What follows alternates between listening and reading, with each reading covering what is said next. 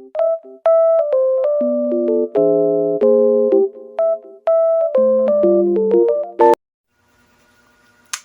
guys, welcome to my channel.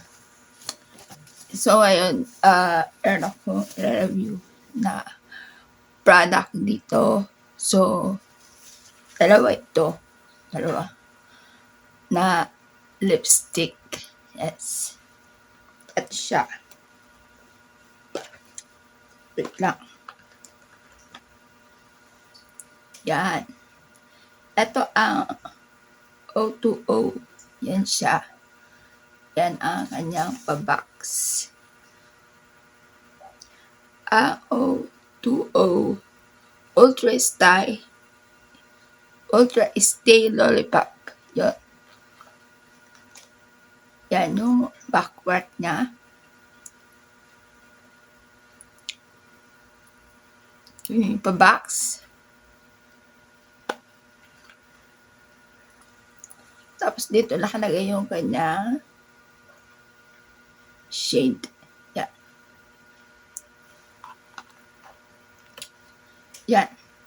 Ito isa ay number 1. Si Red Bean.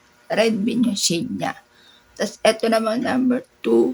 Milk Tea. Yan.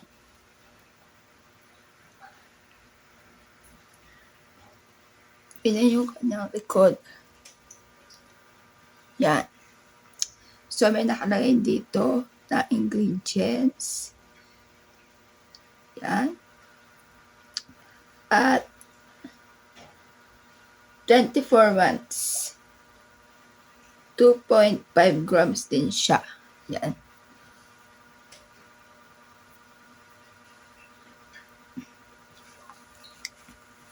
Yan. Kanyang pabox. Soft and smooth, refreshing lips and lightweight color look. Unique candy texture. Contains with moisturizing factors. Create a watery and non-sticky feel on these lips. Rich and outstanding with a single wipe.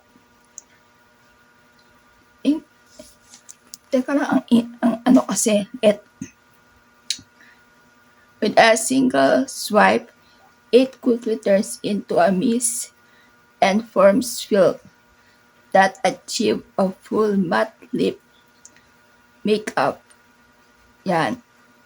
Worry-free or smudging or transferring throughout the day. Yun yung sabi niya. Malilit kasi Yun. Buksan na natin. Kuha ako na pambukas.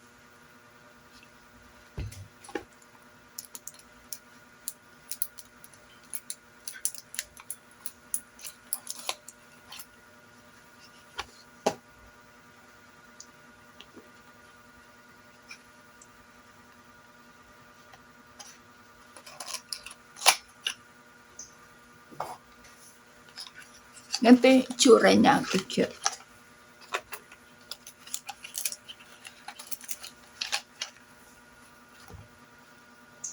Yan. Yun yung itsura niya. Para siya may puti sa loob na Yan. Ito si Milk Tea. Ito si Red Bean. Yan. Para may siya putin stripes dyan sa loob. Yan. Ganyan yung kanyang pa-effect. So, simulan ko na i-swatch.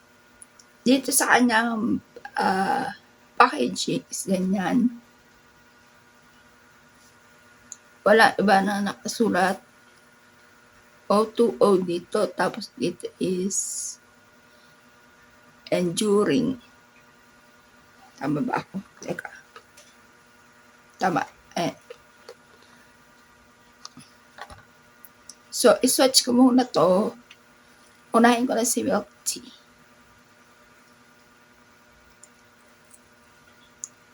Kaya kanyang two-foot applicator. Milk tea.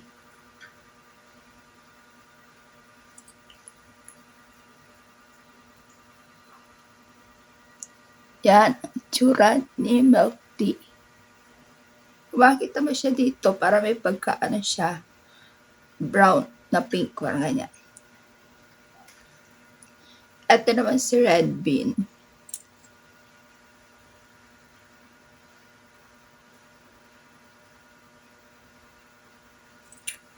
From the word red bean, may pagkapula siya na parang pink.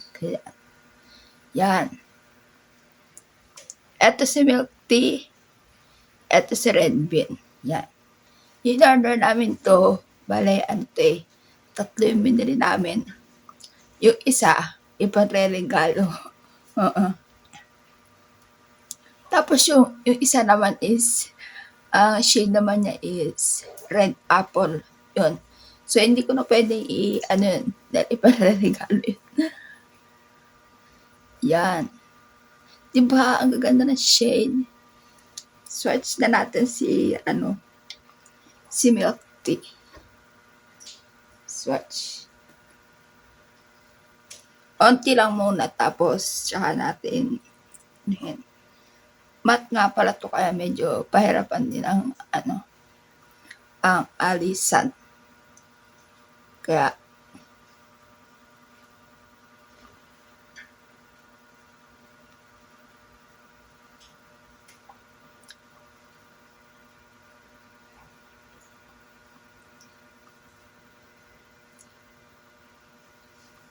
yan.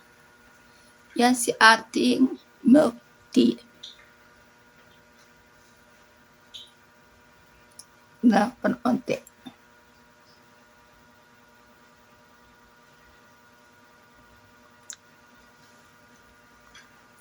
Yan si ating milk tea. Kung titingnan nyo rito, meron siya pagka peach, gano'n, ang itsura niya. May pagka-orangey. Na hindi naman masyado orangey, peach, gano'n. Ganda rin, di ba?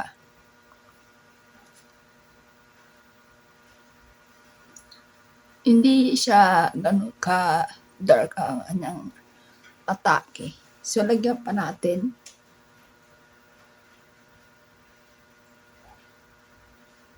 i-full lips na natin.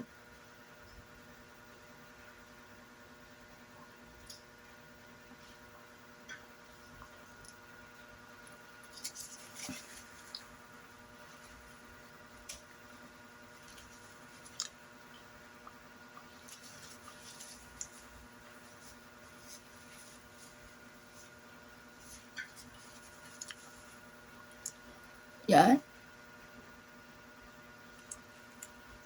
Yan na kanya itsura. Si milk tea. Ganda ng shade niya.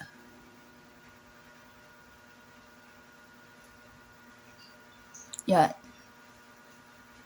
Matte ito, guys. Yan. Tuyo na ba siya? Oo, tuyo na agad. Parang bilis niya matuya.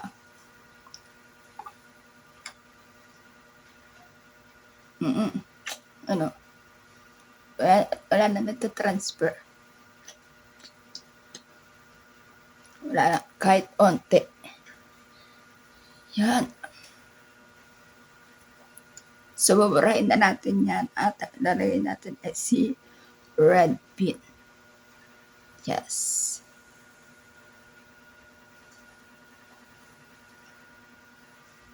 Ganito nga pala itsura niya kapag meron siyang gloss. Yan. Lagyan ako ng gloss para mas mabilis mabura. Malis. Yan. Nabura ko na siya pero may mga naiwan pa rin. Yan. Ito na yung bura na. Pwede na. Yan. At ang lalagay naman natin ay si Red Bean. Yan ang itsura niya nung nag-match sila. Sa ating Red Bean. Go to the applicator.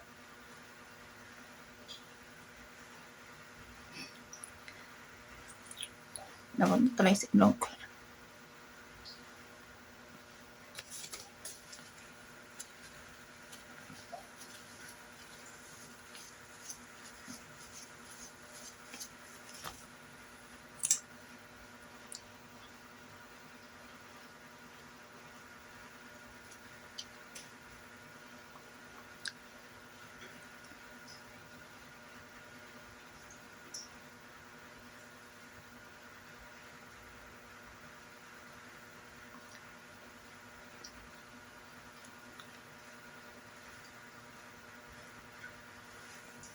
Yan. Ganda rin ni Red Bean sa personal. Ganda niya. Yan. Tapos, i-full lips natin. Dadagan pa natin siya.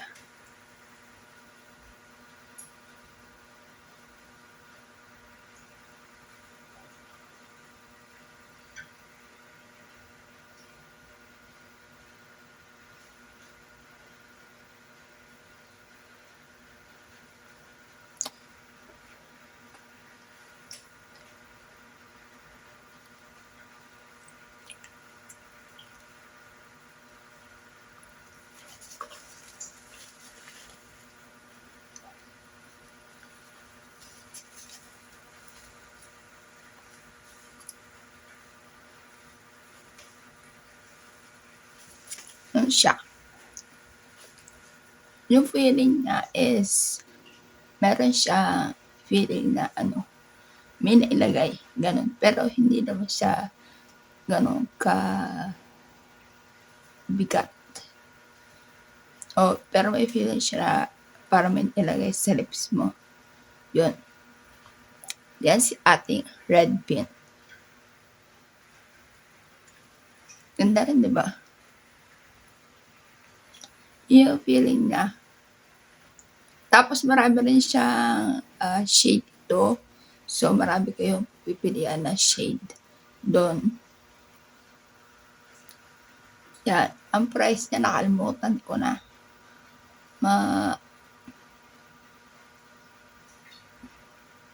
Nakalimutan ko na kasi parang siya, nagbaba kasi ang binili ko doon is 3 lipstick, tapos isang pakilay, ganun. Yung isang lipstick, tapos yung pakilay pang regalo. So, yung price niya parang nabawasan kapag magdadagdag ka, ganun. So, yan. Yan si ating Red Bean. Ganda rin niya. Pero hindi ganda si ating milk tea. Kung ayaw mo na masyadong pasabog na lipstick, yung color niya, kay milk tea ka. Yan. Sa tingin ko, itong si milk tea, nababagayan siya. Hindi siya pwede para sa lahat. Parang meron siya nababagayan, ganun. Pero itong si Red Bean, parang pwede siya sa lahat. Yan. Pwede siya sa lahat.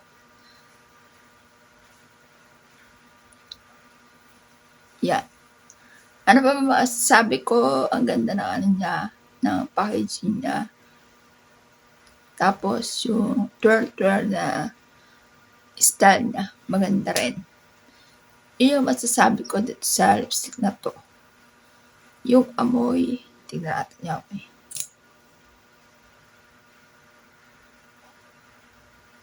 Meron siyang scent pero hindi ko masyado maamoy. Madali lang din siya i-apply. Tapos, mabilis din siya mabilis din siya matuyo. Yan. Pero para may time ka para mag-apply bago siya matuyok. Ganun, parang sakto lang. Sakto lang yung bilis niya. Yun. Dahil ito, alam na natin na pwede nyo siguro siya i-test sa mantikang pagkain, gano'n. Kasi kapag mantika, mas madaling babakbak. Yung makikita nyo kung paano siya tatagal. So, hindi ko na siya matitest ng gano'n. Yan. Dahil masyado pa maaga para kumain ako. Pa lang, mag-alas 4 pa na umaga. Yun. Bye guys! Sana gustuhan nyo ang ating review sa lipstick na ito O2O. Ang pangalan is Ultra Stay Lollipop Lipstick. Yun. Yan. Sa ating milk tea at si Red Bean. Bye guys!